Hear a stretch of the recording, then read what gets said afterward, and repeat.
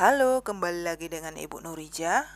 Untuk video kali ini, Ibu akan melanjutkan cerita tentang sejarah, yaitu masalah demokrasi parlementer bagian yang kedua, khususnya masalah ekonomi. Baiklah, langsung saja, mari belajar yuk. Sistem ekonomi liberal. Sebagai negara yang baru merdeka, kehidupan ekonomi nasional Indonesia masih sangat terbelakang. Upaya mengadakan pembangunan ekonomi untuk mengubah struktur ekonomi kolonial ke ekonomi nasional yang sesuai dengan jiwa bangsa Indonesia itu berjalan tersendat-sendat. Jadi ada beberapa faktor yang menyebabkan kenapa pertumbuhan ekonomi Indonesia ini mengalami pertumbuhan yang tersendat-sendat. Ya, faktor yang pertama itu adalah situasi keamanan dalam negeri yang tidak menguntungkan. Berhubung banyaknya pemberontakan dan gerakan separatis di berbagai daerah di wilayah Indonesia. Kemudian, terlalu seringnya kabinet mengalami pergantian, sehingga program-program kabinet yang dirancang tidak dapat dilaksanakan. Sementara program yang baru mulai dirancang kembali. Kemudian, Indonesia itu hanya mengandalkan satu jenis ekspor saja, terutama hasil bumi, yaitu pada masa itu berfokus ke pertanian dan perkebunan. Sehingga apabila permintaan ekspor dari sektor itu berkurang, akan memukul perekonomian Indonesia. Dan yang terakhir itu adalah Indonesia sendiri belum memiliki pengalaman bagaimana untuk menata perekonomian secara baik, belum memiliki tenaga yang ahli, dan juga dana yang diperlukan itu belum memadai. Jadi kehidupan ekonomi Indonesia hingga tahun 1959 nantinya masih belum berhasil dengan baik, dan tantangan yang dihadapi oleh bangsa Indonesia sangat menghadang cukup berat. Namun demikian, pemerintah Indonesia tetap berupaya untuk mencoba bagaimana memperbaiki perekonomian Indonesia yang mengalami kekacauan, yang mengalami keterpurukan. Di sini ada beberapa usaha yang dilakukan oleh bangsa Indonesia. Usaha yang pertama adalah melakukan gunting Syafruddin. Gunting Syafruddin dilakukan guna menanggulangi defisit anggaran sebesar 5,1 miliar rupiah. Makanya pada tanggal 20 Maret 1950, Menteri Keuangan Syafruddin Prawira Negara berdasarkan surat keputusan Menteri nomor 1 PU tanggal 20 Maret 1950 mengambil tindakan pemotongan uang. Tindakan itu dilakukan dengan cara mengubah nilai uang 2,50 rupiah ke atas menjadi separuhnya. Dengan demikian, rakyat kecil tidak dirugikan karena yang memiliki uang 2,50 rupiah ke atas itu kan hanya orang-orang kelas menengah sampai ke kelas atas. Tindakan pemerintah ini dikenal dengan istilah gunting Syafruddin.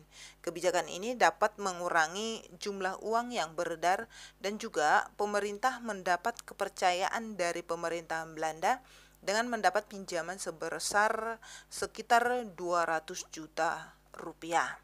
Kemudian yang kedua adalah menasionalisasikan Dejavase Bank menjadi Bank Indonesia. Dalam keterangan pemerintah Republik Indonesia tanggal 28 Mei 1951 di depan DPR dikemukakan adanya rencana pemerintah, yaitu dalam menasionalisasikan Dejavase Bank menjadi Bank Indonesia. Makanya pada tanggal 19 Juni 1951 dibentuklah Panitia Nasional Dejavase Bank. Tugas panitia tersebut adalah mengajukan usul mengenai nasionalisasi serta merencanakan undang-undang yang baru mengenai bank sentral. Panitia ini diberikan wewenang untuk mengadakan perundingan-perundingan mengenai menasionalisasi tersebut. Sebagai tindak lanjut persiapan, maka kemudian pemerintah nanti mengangkat Syafruddin Prawira Negara sebagai Presiden Dejavase Bank. Kemudian nantinya sekitar tanggal 15 Desember 1951 diumumkanlah Undang-Undang Nomor 24 Tahun 1951 tentang nasionalisasi de Java Bank menjadi Bank Indonesia yang berfungsi sebagai bank sentral dan juga bank sirkulasi. Undang-undang tersebut diperkuat lagi dengan Undang-Undang Nomor 1 Tahun 1953 dan adanya Lembaran Negara Nomor 40. Jadi melalui undang-undang dan lembaran negara itu dikeluarkanlah Undang-Undang Pokok Bank Indonesia dan mulailah berlaku sekitar tanggal 1 Juli 1953. Jadi dengan dikeluarkannya Undang-Undang Pokok Bank Indonesia tersebut, maka Bank Indonesia semakin kokoh dan menjadi milik pemerintahan Republik Indonesia. Kemudian yang berikutnya adalah melakukan sistem ekonomi gerakan benteng. Usaha pemerintah Republik Indonesia untuk mengubah struktur ekonomi yang berat sebelah dilakukan pada masa Kabinet Natsir. Sumitro Joyo Hadikusumo yang menjabat sebagai Menteri Perdagangan berpendapat bahwa di kalangan bangsa Indonesia harus segera ditumbuhkan kelas pengusaha. Para pengusaha Indonesia pada umumnya mereka bermodal lemah dan perlu diberikan kesempatan untuk berpartisipasi dalam membangun ekonomi nasional. Mereka harus dibimbing dan juga diberikan bantuan kredit. Dengan usaha yang secara bertahap diberikan bantuan kredit, pengusaha pribumi akan berkembang menjadi maju. Program inilah yang dikenal dengan sistem ekonomi gerakan benteng. Jadi sistem ekonomi gerakan benteng ini memiliki tujuan seperti menumbuhkan dan membina wirausahawan Indonesia atau pribumi ini sambil menumbuhkan nasionalisme ekonomi Indonesia atau Indonesianisasi. Kemudian mendorong para importir nasional agar mampu bersaing dengan pengusaha-pengusaha impor asing. Dan juga membatasi impor barang-barang tertentu yang dapat memberikan literasi impor hanya kepada para importir Indonesia, serta memberikan bantuan dalam bentuk kredit keuangan kepada para pengusaha Indonesia. Akan tetapi kan sistem ekonomi gerakan benteng ini tidak mencapai tujuan. Kenapa? Karena pengusaha pribumi ini terlalu bergantung kepada pemerintah. Mereka nggak mandiri dalam mengembangkan usahanya. Bahkan ada pengusaha yang menyalahgunakan kebijakan pemerintah tersebut dengan mencari keuntungan secara cepat dari kredit yang mereka peroleh. Gitu dia. Yang berikutnya yang dilakukan oleh pemerintah adalah menjalankan sistem ekonomi Alibaba. Pada masa pemerintahan Kabinet Ali Sastro Amijoyo yang pertama, Menteri Perekonomian Mr. Iskak memprakarsai sistem ekonomi baru yang dikenal dengan sistem ekonomi Alibaba. Sistem ini ditujukan untuk memajukan pengusaha pribumi. Dalam sistem ekonomi Alibaba, Ali itu kan menggambarkan tentang pengusaha pribumi, sedangkan Baba itu menggambarkan pengusaha non-pribumi, itu khususnya Cina. Tujuan dari sistem ekonomi Alibaba ini agar pengusaha pribumi dan juga non-pribumi mampu bekerja sama dalam memajukan ekonomi nasional. Pemerintah nanti menyediakan bantuan berupa kredit melalui bank. Namun, sistem tersebut mengalami kegagalan. Kenapa? Karena non-pribumi lebih berpengalaman daripada pengusaha pribumi dalam memperoleh bantuan kredit. Karena ini kan menerapkan sistem liberal gitu. Jadi persaingan itu pun bebas. Kebebasan itu diutamakan. Namun persaingan bebas ini pengusaha pribumi enggak atau belum sanggup di dalam bersaing gitu. Makanya sistem ekonomi Alibaba ini mengalami kegagalan. Iya, selanjutnya yang dilakukan pemerintah adalah melaksanakan rencana pembangunan 5 tahun atau RPLT.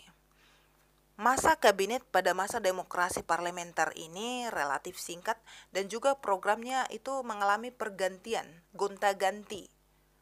Itu dapat menimbulkan ketidakstabilan politik dan juga ekonomi. Ketidakstabilan ini menyebabkan terjadilah kemerosotan ekonomi seperti inflasi dan juga lambatnya pelaksanaan pembangunan. Kabinet pada masa demokrasi parlementer itu hanya menekankan program jangka pendek.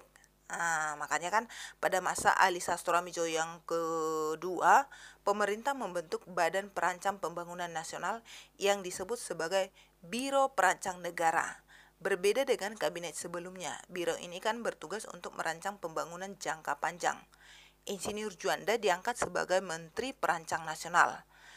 Makanya sekitar bulan Mei 1956, biro ini berhasil menyusun rencana pembangunan 5 tahun yang rencananya akan dilaksanakan dari tahun 1956 sampai 1961.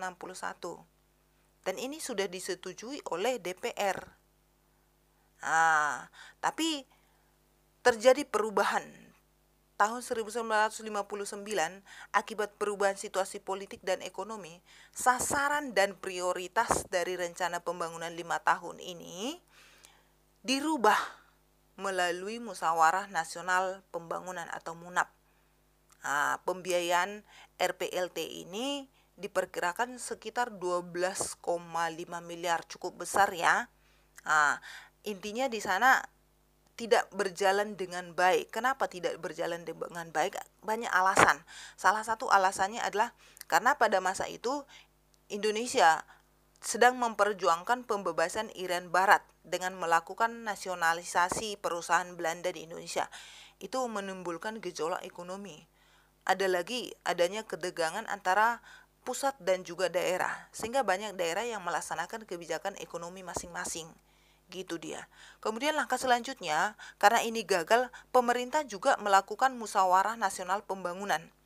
Jadi, karena terjadi ketegangan antara pusat dan juga daerah, maka pada masa kabinet Juanda, untuk sementara waktu dapat diredakan dengan diadakannya MUNAP.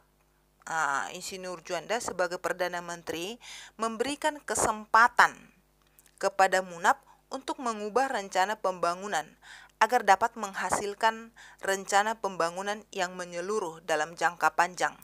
Akan tetapi rencana pembangunan tersebut tidak dapat dilaksanakan dengan baik. Kenapa? Karena pada masa itu terjadi kesulitan untuk menentukan prioritas. Selain itu juga adanya ketegangan politik. Itu belum dapat diredakan. Itu terutama pada masa terjadinya pemberontakan Permesta. Itu kan membutuhkan biaya yang sangat banyak dan dapat mempengaruhi semakin meningkatnya defisit. Sementara itu terjadi ketegangan politik Indonesia dan juga Belanda menyangkut masalah Irian Barat. Yang terakhir itu adalah bangsa Indonesia mengambil alih perusahaan milik Belanda. Ada sekitar 700 buah perusahaan milik Belanda itu diambil alih, dan juga para buruh ikut berperan melakukan pemogokan secara keseluruhan di perusahaan milik Belanda. Baik, demikianlah mengenai kondisi ekonomi Indonesia pada masa demokrasi liberal. Semoga bermanfaat. Terima kasih. Selalu fokus dan tetap semangat.